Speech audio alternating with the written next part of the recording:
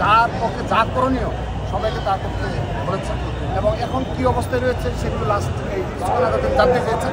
আমি জানিয়েছি যে অধিকাংশ পেশেন্টকে বাইরে নিয়ে যাওয়া হয়েছে এবং সেখানে যে ছাত্রদলের নেতাকর্মীরা রয়েছে ব্লাড দেওয়ার জন্য এবং অ্যাম্বুলেন্সটা রিসিভ করার জন্য সেগুলো জানিয়েছি তাকে এবং তিনি বলেছেন তার পক্ষ থেকে 5টি অ্যাম্বুলেন্স আমাদেরকে দিয়েছে আর কি ইনস্ট্যান্ট যে তাদের নিয়ে যাবে। তো আমাদের যে ডাক্তার যারা রয়েছে তারা ওই চেষ্টা করেছে।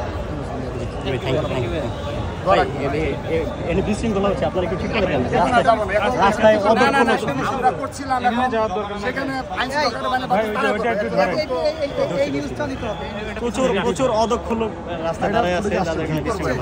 আমি 2 ঘন্টা পালন করলাম না, একজন না দেখে না বুঝে আমাদের সরে যেতে বলে, আমি তো ডিস্টার্ব করতে পারিনি।